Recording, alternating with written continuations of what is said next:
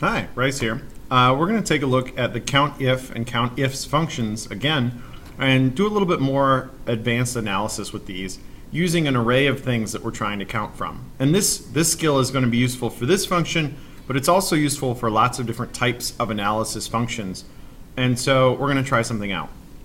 We're going to stay focused on down and distance and see how these things relate to each other with a table. So I'm going to come over here, and I actually want to have some more space where I can look at things. So I'm going to do down and distance. I'll put those there, and I'm going to make rows of different things. So this is 1 and 1 and 1 and 1 and 1 and 1. And so I'm going to see, whoops, 1. So I'll come along and say, how often was I 1 and 10, or 1 and 9, or 1 and 8, or 1 and 7, 6, 5. So I can check to see how many times I was at a first down and had 10 yards to go, or first down and 9 yards to go, or first and 8, or first and 7, first and 6, first and 5.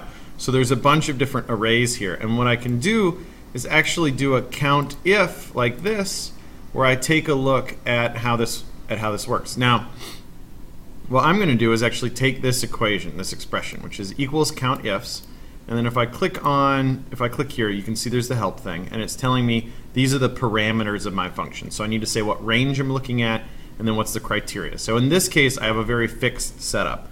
It's saying, I want you to look at this range, and the parameter is 1. So if it's a 1, then you should think about counting it. And in this range, if it's a 10, and those are both true, then you should count it. So that's how the countifs works. But I want to do that in a more dynamic pattern. So what I'm going to do is actually make a few changes.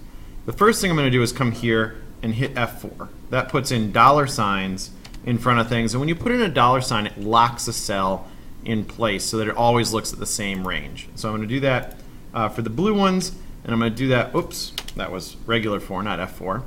And then I'll do that for the red range as well. So now I've got these, and it's always going to look at that no matter where I copy this equation. So now I'm going to copy, come over here, and I'm going to paste that exact expression. So I did that, and you can see it jumped over here. It's got, oops, that's not what I wanted to do exactly. I've got the, hopefully it's still on my copy clipboard. So I paste this in, and it looks like it is a little bit, and that's kind of strange. Well, I'll just type it anyway. So put in the commas. What's it doing? Control, text import wizard. I want to do none of this, fixed with, cancel. Okay, we're just gonna delete, delete, delete, delete. Sometimes weird things happen, and when that's the case, there's a few strategies to get around it. We're gonna use brute force right now, which is just to retype it. So count ifs, my criteria range, that's going to be my downs column. So I'll do this. There, I've got those selected. And like I said before, I want to do the F4, so I'm going to highlight those and hit F4.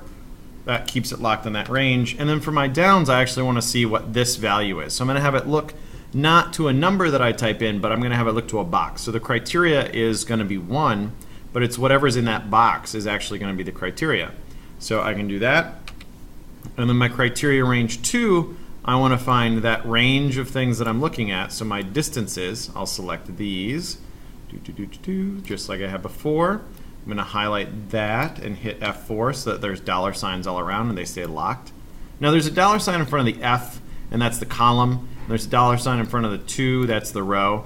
Having one in front of both locks it as this is the starting block, and then the colon says this is a range, and the range ends at F150. So that's the range I'm looking at. And then I put in a comma to say this is, now I'm going to enter my criteria, and I'm going to enter that criteria in cell AA8. And I close this and hit enter, and it counted out 54. So this is the number of times that I was first and 10, and it agrees with that one. So that's perfect. Now what I want to do is go along and say, I don't want to always just know about first and 10. I have this function. I want to find out about how many times I was first and 9, and first and 8, and first and 7, 6, 5. And that would be a lot to type all those in. So instead what I'm going to do is just hover over the cell, cover this box until it's got a black cross, and then I can drag it over. And when I do that, you'll see that it fills in and it changes where the red and the green boxes are. It keeps the blue and the purple focused because I locked them in, but the red and the green, they shift with the function. So those change over, and these are more interesting to look at. Turns out I was first in 6 once, and I was first in 5 once. So that might be useful to know.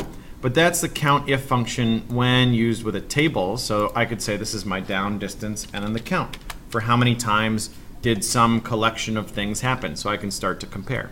So that can be a useful skill if you're looking at different patterns and trying to find trends in all sorts of things. So that's it. We'll do more later. Bye.